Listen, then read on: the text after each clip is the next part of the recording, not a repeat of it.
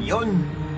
Ah, Konnichiwa, this is Nino, a direct distributor of Lifestyles PH, a natural organ, an airsoft enthusiast. So, ngayon lang siguro ako nakapag-vlog ngayon dahil na sobrang busy ng sa mga bagay-bagay, lalo na itong nasa picture na to na kung saan na once in a lifetime na celebration namin ni Jeanette Barros Cruz, ayan nasa picture, ay ikinasal kami sa Kasalang Bayan noong nakaraan February 14.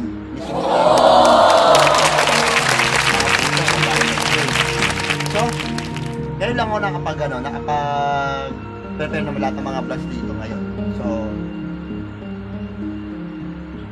So, bago natin simulan lahat ng panibagong episodes dito ngayon, talagang isang malaking pagpapasalamat at mga shoutout sa mga bumati sa amin na congratulations, so on and so forth. At sa lahat ng mga sumusuporta sa aking YouTube channel. Ayan. So, bago natin simulan ang panibagong episode dito na Pelican Reviews dito, hatid sa atin ng Tambaluslos Instant Noodles and Sago ni Aling Bebang. So, yun na yun. So, ang Pelican Reviews po natin ngayon para sa taon nito, wala man akong gano'n na klaseng unit, pero meron akong i-review sa inyo na talagang kakaiba itong isang airsoft hobbyist na to. Sa tagal ng paghahanap sa pagka-rarity ng item na to, nagawa pa niya ng paraan. Salamat na lang sa yung 3D print, nagawa na rin ng mahusay ang mga ito. Kagaya na to, na itatalain ko ngayon sa inyo. Ito ay ang RPD light machine gun. Ayan, nasa picture na yan. Isa rin itong uri ng airsoft toy na kung saan yung RPD light machine gun na yan, isa rin pala yung shell na kinapapalooban ng mga pyesa mula sa AK-47 na mga internal parts. So, ito. Ipapaliwanag ko sa inyo ito. Nasa picture yan. RPDs are very extremely rare. Made by the Chariot of Russia. It took quite a while to get there by surprisingly less effort than say, isang uri ng AK donor, ika nga. Once you get past this psychological hurdle of opening your wallet para gumastos, yun na yun.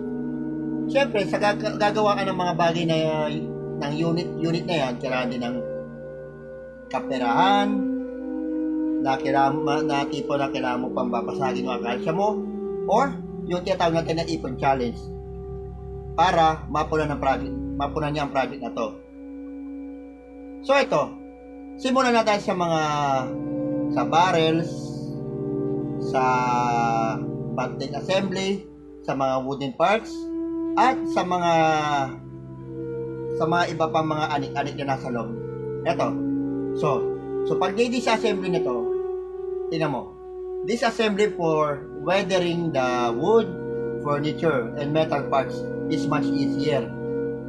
Larger surface, flattened areas, and above all, gawa ito sa bakal.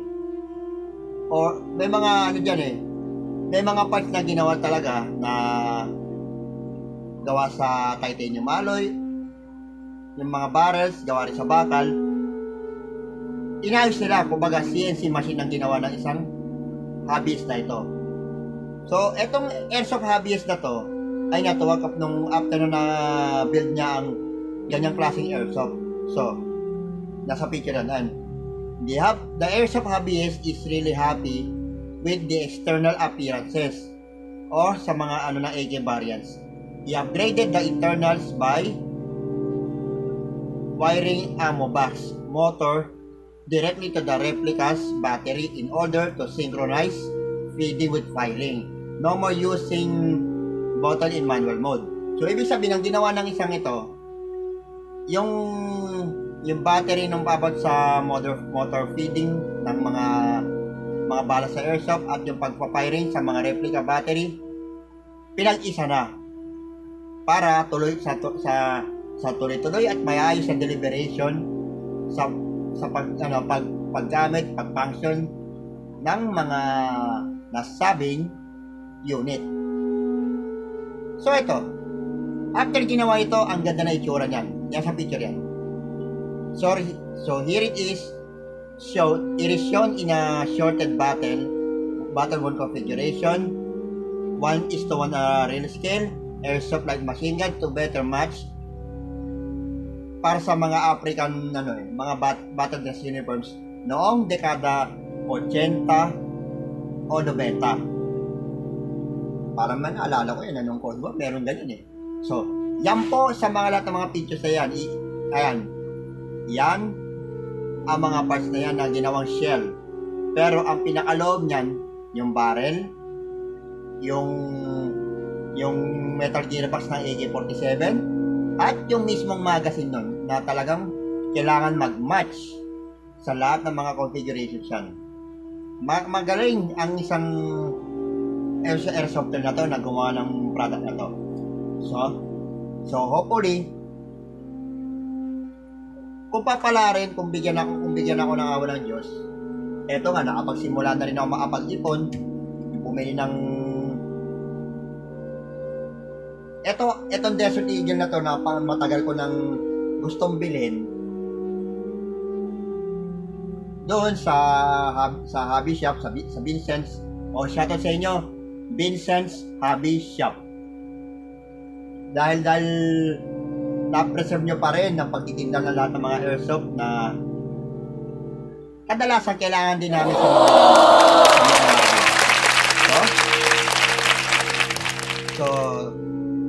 So, ito na muna siguro sa ngayon ang feature natin ito para sa Pelagya reviews about dito sa RPD light machine gun. So we have to end this vlog for now. So this is Nino, a direct distributor of Blasters PH, a natural alcohol gun and airsoft enthusiast. Like, share, and subscribe sa lahat ng mga panibagong videos dito sa Ninjo's Reverse Remake, Pelagya Reviews, Reaper Scraps, anything but YT Shorts. So, sit back, relax, and enjoy the show. Another season na naman. So, kita-kita tayo ulit. God bless.